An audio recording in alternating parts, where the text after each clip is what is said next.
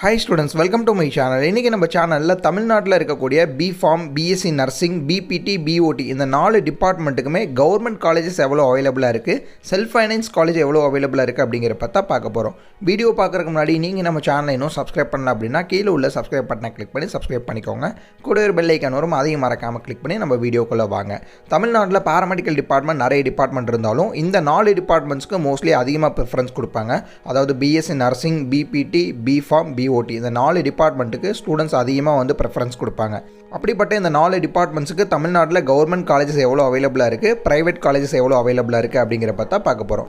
First of all nursing எடுத்துக்கிட்டிங்க அப்படின்னா 6 government colleges அவைலபிளாக இருக்குது. அது போக 239 செல்ஃப் ஃபைனான்ஸ் காலேஜ் அவைலபிளாக இருக்குது. மொத்தம் தமிழ்நாட்டில் 245 எம்ஜிஆர் யூனிவர்சிட்டி அப்ளைட்டட் நர்சிங் காலேஜஸ் அவைலபிளாக இருக்குது.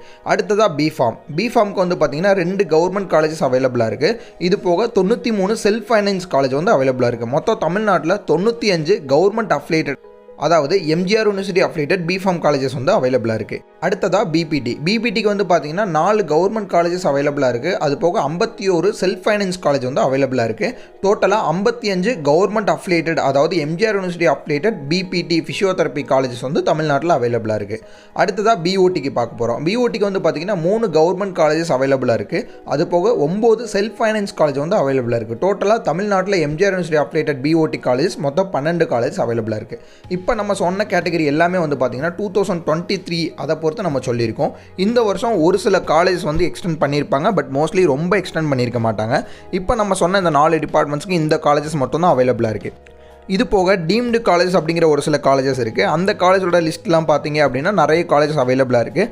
அதில் ஆல்மோஸ்ட் சீட்ஸோட எண்ணிக்கை நம்ம சொல்லவே முடியாது. அவங்க காலேஜஸை பொறுத்து எவ்வளோ சீட்ஸ்னாலும் அவங்க இன்டேக் வச்சுருப்பாங்க. அதனால் நீங்கள் தமிழ்நாட்டில் படிக்கணும் அப்படின்னு பார்த்தீங்கன்னா ஒன்று டீம்டு காலேஜஸில் படிக்கலாம், அப்படி இல்லைனா பியூர் கவர்மெண்ட் காலேஜஸில் படிக்கலாம், அப்படி இல்லைனா செல்ஃப் ஃபைனான்ஸ் காலேஜில் உங்களால் படிச்சுக்க முடியும்.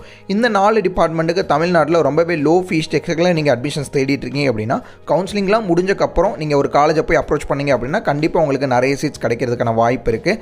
இன்கேஸ் கவுன்சிலிங்லாம் முடிஞ்சதுக்கப்புறம் ஒரு காலேஜை நீங்கள் அப்ரோச் பண்ண தெரியல, எந்த மாதிரியான காலேஜஸ்லாம் அவைலபிளாக இருக்குது, எனக்கு எப்படி அட்மிஷன்ஸ் போடணுங்கிறது தெரியல, எனக்கு ஃப்ரீ கைடன்ஸ் வேணும் அப்படின்னு ஆசைப்பட்டீங்கன்னா டிஸ்கிரிப்ஷன் கீழே காண்டாக்ட் நம்பர் இருக்கும். காண்டாக்ட் பண்ணிங்க அப்படின்னா உங்களுக்கு நியர்பை ஏதாவது காலேஜஸ் அவைலபிளாக இருந்துச்சு, ஆஸ் ஆஃப் நோ ஏதாவது சீட்ஸ் கேன்சலேஷன் சீட்ஸ் இருந்துச்சு அப்படின்னா ஈஸியாக அட்மிஷன்ஸ் பண்ண உங்களுக்கு கைட் பண்ணுவாங்க. உங்கள் ஃப்ரெண்ட்ஸ் அண்ட் ரிலேட்டிவ்ஸ் யாராவது இருந்தாங்க அப்படின்னா அவங்களுக்கு இந்த வீடியோவை மறக்காமல் ஷேர் பண்ணுங்கள். தேங்க்யூ.